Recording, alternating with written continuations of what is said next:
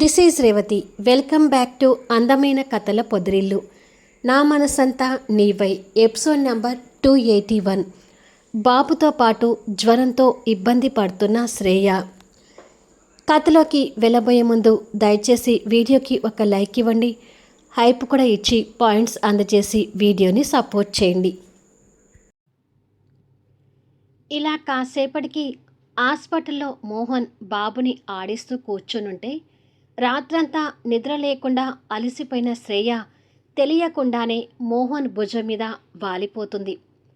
తల తిప్పి తన వైపు చూసేసరికి అలిసిన మోహన్తో శ్రేయ కనిపిస్తుంటుంది. తనని అలా చూసి జాలి పడుతూ శ్రేయ అంటూ తన చెంప పట్టుకొని చూసేసరికి తన ఒళ్ళు కూడా కాలిపోతుంటుంది. అయ్యో, తనకి కూడా జ్వరం వచ్చిందే అని అనుకొని ఒక పక్క బాబుని ఎత్తుకొని ఇంకొక పక్కన తనని జాగ్రత్తగా బెడ్ మీద పడుకోబెట్టి డాక్టర్ అంటూ పిలుస్తాడు. కొద్దిసేపటికి డాక్టర్ శ్రేయాని చెక్ చేసి ఫుడ్ తీసుకోలేదు అనుకుంటాను, బాగా నీరసంగా కూడా ఉంది అంటూ డాక్టర్ తనకి ఇంజెక్షన్ చేసి ఈ నైట్ తనని రెస్ట్ తీసుకొనివ్వండి, అలా అయితేనే రేపటికి కోలుకుంటుంది అని చెప్పి డాక్టర్ వెళ్ళిపోతాడు. రాత్రి నుంచి బాబుకు జ్వరం అనేసరికి నిద్రపోలేదని జయమ్మ చెప్పింది కదా. నిద్రతో పాటు బాబు టెన్షన్లో ఫుడ్ కూడా తీసుకోలేదనుకుంటాను, అందుకే అంత డల్ అయిపోయి ఉంటుంది అని అనుకొని ఒక పక్క బాబుని ఇంకొక పక్క శ్రేయాని చూస్తూ ఆ నైట్ మోహన్కి నిద్ర ఉండటం లేదు. అప్పటికి టైం నైట్ 1 అవుతుంటుంది. సూర్యకి దాహంగా అనిపించి వాటర్ తాగుదామని మేలుకుంటాడు. పక్కకు చూసేసరికి ఆ ఇరుకు బెడ్లో క్రాంతి సూర్యకి దగ్గరగా హక్ చేసుకొని పడుకొని ఉంటుంది.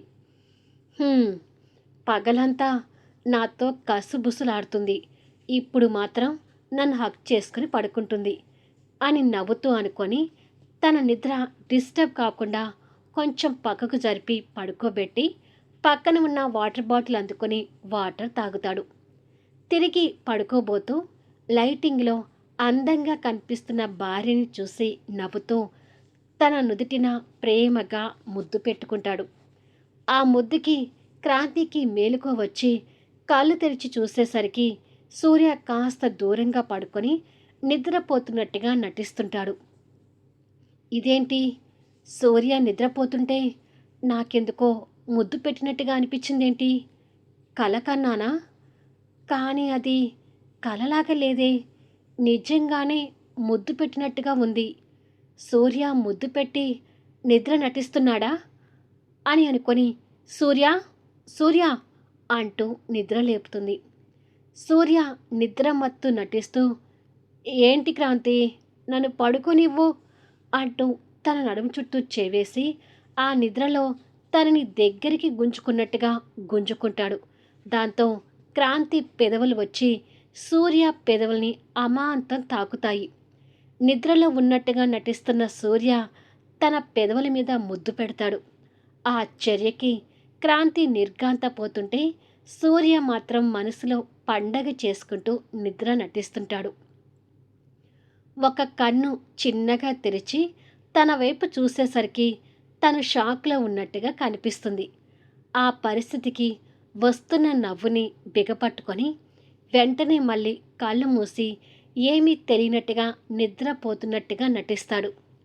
వామ్మో, నుదుటి ముద్దు గురించి అడుగుదామనుకుంటే ఇదేంటి, ఏకంగా పెదవుల మీద ముద్దు పెట్టాడు అంటూ కోపగించుకుంటూ కళ్ళు మూసుకొని ఉన్న సూర్యని చూసి పాపం నిద్రలో అలా చేశాడట్టుందిలే, కావాలని ఏమీ పెట్టలేదులే, ఇప్పుడు ఈ విషయం గురించి అడిగితే అనవసరంగా నేనే సూర్యాని రెచ్చగొట్టినట్టుగా ఉంటుంది, సైలెంట్గా పడుకుంటే బెటర్ అని అనుకొని నడుము వైపు చూసేసరికి సూర్య చెయ్యి చుట్టుకొని ఉంటుంది. నిదానంగా ఆ చెయ్యి తీయబోతుంటే నిద్రలో నటిస్తున్న సూర్య తనని ఇంకాస్త గుంజుకుంటాడు. అది చూసి ఆశ్చర్యపోతూ మళ్ళీ సూర్య మొహం వైపు చూసింది. సూర్య నిద్రపోతున్నట్టుగా చక్కగా నటిస్తుంటే ఇది కూడా నిద్రలోనే చేశాడట్టుందిలే, ఇప్పుడు చేయి తీస్తే సూర్య నిద్ర డిస్టర్బ్ చేసినట్టుగా ఉంటుందేమో. పాపం అసలే పగలంతా ఆఫీసులో అలసిపోతున్నాడు. చెయ్యే కదా వేసింది, పడుకునిద్దాంలే అని అనుకుని సైలెంట్గా నిద్రలోకి జారుకుంటుంది. నిద్రపోయిన భార్యామణిని చూసి నవ్వుతూ, నిన్ను ఫూల్ చేయాలంటే ఎంతసేపు పట్టదు క్రాంతి అని అనుకొని తనకు స్పర్శ తెలియకుండా తన తల మీద ముద్దు పెట్టి తనని ప్రేమగా హక్ చేసుకుని పడుకుంటాడు. ఉదయం 6 అవుతుండగా శ్రేయ మేలుకొని చూసేసరికి పక్కన బాబు నిద్రపోతూ కనిపిస్తుంటాడు. ఎదురుగా చూసేసరికి మోహన్ కుర్చీకి ఆనుకొని నిద్రకు కళ్ళు మూసుకొని ఉంటాడు. అయ్యో, అసలు నేను బెడ్ మీద ఎప్పుడు పడుకున్నాను అని అనుకుని లేచి కూర్చునేసరికి నర్సు అక్కడికి వచ్చి శ్రేయ చెయ్యి పట్టుకుని చూస్తుంది. తన ఆరోగ్యం కూడా పాడైందని శ్రేయకి కూడా అర్థమవుతూ, నాకు ఏమైంది సిస్టర్ అని అడుగుతుంది. నైట్ మీరు కూడా ఫీవర్తో బాధపడ్డారు అని నర్స్ చెప్తూ ఉండగా మోహన్ మేలుకుంటాడు. సిస్టర్ తనకి జ్వరం చెక్ చేస్తుంటే, తన టెంపరేచర్ ఎలా ఉంది సిస్టర్ అని అడుగుతాడు. నార్మల్కి వచ్చారండి, డోంట్ వరీ. బాబు కూడా జ్వరం తగ్గిపోయింది. కాకపోతే మరికొన్ని గంటలు మా అబ్జర్వేషన్లో ఉండి మెడిసిన్స్ వేసుకుంటూ ఉండండి అంటూ మోహన్కి కొన్ని మెడిసిన్స్ ఇచ్చి సిస్టర్ వెళ్ళిపోతుంది. మోహన్ తనని చూస్తూ, బాబుకి జ్వరం వస్తే సాక్షికో మైథిలికో కాల్ చేసి చెప్పొచ్చు కదా, ఎవరో ఒకరు వచ్చి నీకు తోడుగా ఉండేవాళ్ళు కదా అని అంటాడు. అంటే మైథిలి అసలే పసిబిడ్డ తల్లి, తను హాస్పిటల్కి ఎందుకని ఊరుకున్నాను. ఇక సాక్షి అంటే నువ్వు ఆఫీసులో లేకపోయేసరికి సాక్షి కూడా బిజీగా ఉంటుందేమోనని తనకి కూడా చెప్పలేదు అంటుంది. మోహన్ చైర్లో నుంచి లేచి, వాష్రూమ్లోకి వెళ్ళి ఫ్రెష్ అవ్వు, నేను ఈలోపు వెళ్ళి నీకు టిఫిన్, బాబుకి పాలు తీసుకొని వస్తాను అని వెళ్ళిపోతాడు. పర్వాలేదే, నా మీద ఎంత కోపంగా ఉన్నా నాకు బాగానే ట్రీట్మెంట్ చేయించి టిఫిన్ తేయటానికి వెళుతున్నాడు అని అనుకుని నిద్రపోతున్న బాబుని మురిపం చేసి వాడికి దుప్పటి కప్పి వాష్రూంలోకి వెళ్తుంది. మరి కొద్దిసేపటికి మోహన్ శ్రేయాని బాబుని తీసుకుని ఇంటికి చేరుకుంటాడు. లోపల సాక్షి వీళ్ళ కోసమే వెయిట్ చేస్తూ ఉంటుంది. వచ్చారా అంటూ సాక్షి ఎదురు వెళ్ళి మోహన్ దగ్గర ఉన్న బాబుని ఎత్తుకొని, ఇద్దరికీ జ్వరం తగ్గిపోయింది కదా మోహన్ అని అడుగుతుంది. తగ్గిపోయింది సాక్షి, నువ్వు ఫోన్ చేసినప్పుడు అప్పుడే హాస్పిటల్ నుంచి బయలుదేరుతున్నాము, ఎలాగో ఇంటికి వస్తున్నాం కదా అని చెప్పి నిన్ను ఇక్కడ వెయిట్ చేయమన్నాను అంటాడు మోహన్. పాపం బాబు బాగా డీలా పడిపోయాడు అని సాక్షి అంటూ ఉండగా శ్రేయ చేతిలో ఉన్న ఫోన్ రింగ్ అవుతుంది. శ్రేయ అది చూసేసరికి అది ఆర్య దగ్గర నుండి వస్తున్న వీడియో కాల్ చేసి, ఇప్పుడే ఇంటికి చేరుకున్నాం ఆర్య అంటుంది శ్రేయ. ఆర్య కాల్ అనగానే సాక్షి ఇబ్బంది పడుతుంటే మోహన్ సాక్షి వైపు చూస్తుంటాడు. నీకు బాబుకి పూర్తిగా జ్వరం తగ్గినట్టే కదా శ్రేయ అని అడుగుతాడు ఆర్య. తగ్గింది ఆర్య, పూర్తిగా కోలుకున్నాకే ఇంటికి వచ్చాము అంటుంది శ్రేయ. ఏది, ఒకసారి బాబుని నాకు చూపించు అంటాడు ఆర్య. చూడు అంటూ బాబుని ఎత్తుకొని ఉన్న సాక్షి వైపు టక్కున ఫోన్ తిప్పి చూపిస్తుంది. దాంతో ఆర్యకి బాబుతో పాటు సాక్షి కూడా కనిపిస్తుంటుంది. ఆర్య ముందు కాల్లో ఉండేసరికి సాక్షి ఇబ్బంది పడుతుంటుంది. ఓ, అక్కడ సాక్షి ఉందా అని అనుకొని ఫోన్లో బాబుతో పాటు తనని కూడా చూస్తుంటాడు ఆర్య. సాక్షికి కూడా ఆర్య కనిపిస్తుంటాడు. కానీ సాక్షి ఆర్య వైపు చూడటం లేదు. ఆర్య మాత్రం తనని చూస్తున్నాడు. ఆర్యకి తనని చూస్తుంటే ఆ రోజు తన మీద చేయి చేసుకోవటం, వారిద్దరి మధ్య జరిగిన వాదన అంతా కళ్ళ ముందు కదులుతూ ఉంటుంది. ఇలా కొద్దిసేపు తర్వాత ఆర్య మోహన్ చూడటానికి కూడా ఇష్టపడని సాక్షి బాబుని మోహన్కి ఇచ్చి పక్కకు వెళ్ళిపోతుంది. సాక్షి అంతగా ఇబ్బంది పడటం మోహన్ గమనిస్తూనే బాబుని ఎత్తుకుంటాడు. ఇప్పుడు ఆర్యకి బాబుని ఎత్తుకున్న మోహన్ కూడా కనిపిస్తుంటాడు. ఆ క్షణం ఆర్యని చూడగానే మోహన్ మొహం కోపంగా మారిపోవడం ఆర్యకి తెలుస్తూనే హాయ్ మోహన్ అంటూ కాస్త కంగారుగా పలకరిస్తాడు. ఈడియట్, నువ్వు అసలు నాతో మాట్లాడుకో అంటూ ఆర్యని కోపంగా తిట్టి బాబుని శ్రేయాకిచ్చి లోపలికి వెళ్ళి నీ స్నేహితుడికి బాబుని చూపించుకో అంటూ సీరియస్గా చెప్తాడు. మోహన్ కోపం ఆర్యకి అర్థమవుతూ మౌనంగా చూస్తుంటే ఇక శ్రేయ కూడా మాట్లాడకుండా బాబుని తీసుకొని తను ఉండే రూములోకి వెళ్ళి కాల్ మాట్లాడుతుంటుంది. ఫోన్లో ఆర్యని చూడగానే సాక్షి కోపంగా ఉండటం మోహన్ గమనించి తన దగ్గరికి వచ్చి కూల్ డౌన్ సాక్షి, అసలు ఆర్యని చూడకుండా ఉండాల్సింది. ఆ పిచ్చి మొహం డైరెక్ట్గా ఫోన్ నీ వైపుకు తిప్పింది అని అంటాడు. సాక్షికి ఇక అక్కడ ఉండాలనిపించక బాబు జాగ్రత్త మోహన్, ఇక నేను వెళ్ళొస్తాను అని అంటుంది. అప్పుడే వెళ్తానంటావేంటి, లంచ్ చేసి వెళ్దు గాని కూర్చో అంటాడు. వద్దు మోహన్, నేను వెళ్ళిపోతాను, బాయ్ అని చెప్పి సాక్షి అక్కడి నుండి వెళ్ళిపోతుంది.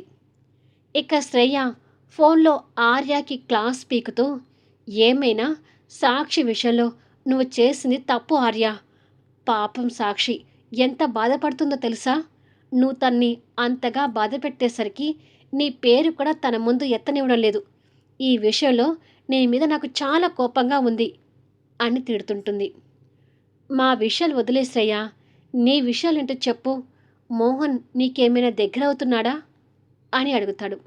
ఎందుకు దగ్గరవుతాడు, నేనంటే మోహన్కి ఇష్టం లేదు, అందుకే దూరం పెడుతున్నాడు.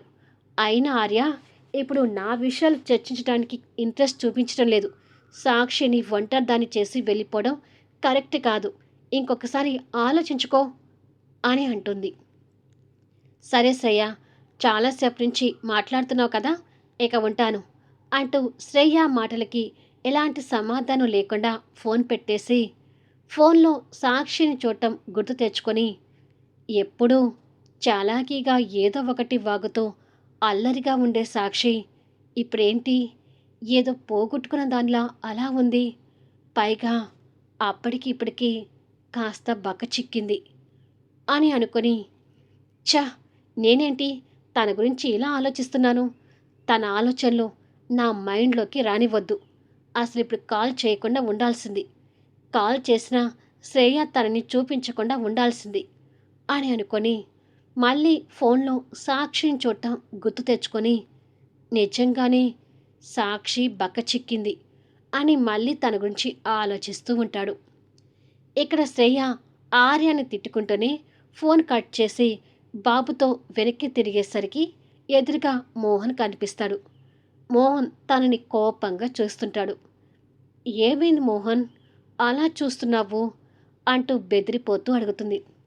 శ్రేయ దగ్గర నుంచి బాబుని ఎత్తుకొని వాళ్ళిద్దరికీ గొడవలు ఉన్న విషయం నీకు తెలుసు కదా, నీ స్నేహితుడు వీడియో కాల్ చేస్తే అలా సాక్షి పర్మిషన్ లేకుండా వీడియో కాల్లో సాక్షిని చూపిస్తావా, మైండ్ పనిచేయదా నీకు అంటూ కోపడతాడు. మైండ్ పనిచేసింది కాబట్టి ఆర్యకి సాక్షిని చూపించాను, సాక్షి అసలు ఎలా అయిపోయింది అనేది ఆర్యకు తెలియాలని చూపించాను అని అంటుంది. ఓహో, అయితే మీ స్నేహితుడికి నా స్నేహితురాలి మీద సింపతి కలగాలని చూస్తున్నావా అని అడుగుతాడు. ఆ సింపతి నుంచే ప్రేమ కూడా పుడుతుందని తెలుసుకో మోహన్, అయినా ప్రేమ విలువ తెలియని నీ దగ్గర ప్రేమ గురించి మాట్లాడడం అనవసరం అని బాధగా చెప్పి అక్కడి నుంచి వెళ్ళిపోతుంది. లాస్ట్కి చెప్పిన డైలాగ్కి మోహన్ వెళ్తున్న తన వైపు కోపంగా చూస్తుంటాడు.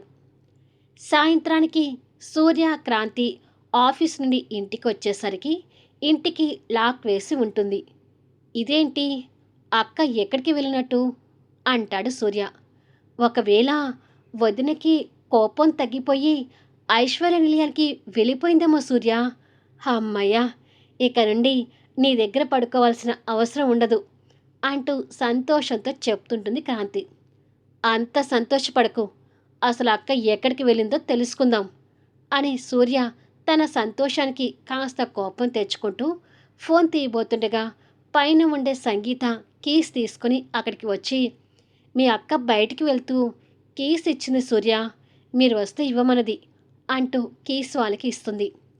అక్క ఎక్కడికి వెళ్ళిందో మీకు చెప్పలేదా అని అడుగుతాడు సూర్య. చెప్పలేదు అని సంగీత చెప్పి పైకి వెళ్ళిపోతుంది. అక్క పాపం తీసుకుని ఎక్కడికి వెళ్ళినట్టు అని సూర్య అంటూ ఉండగా ఆ ఇంటి ముందుకి కళ్యాణ్ కారు వచ్చి ఆగుతుంది. ఈ ఇద్దరు కారు వైపు చూస్తుండగా డ్రైవింగ్ సీట్ వైపు నుంచి కళ్యాణ్, పక్క సీట్లో నుంచి మైథిలి పాపని ఎత్తుకుని కారు దిగుతారు. మైథిలి ఎక్కడికి వెళ్ళిందో, కళ్యాణ్తో తను ఎందుకు వచ్చిందో మళ్ళీ నెక్స్ట్ వీడియోలో చూద్దాం. అందరి జంటల మధ్య ఆసక్తికరంగా సాగే కథా వీడియోస్ని మిస్ కాకుండా చూడండి. కథ నచ్చితే దయచేసి లైక్ చేయండి, హైప్ ఇవ్వండి, మీ అమూల్యమైన కామెంట్స్ షేర్ చేయండి. Thank you for లీజనింగ్.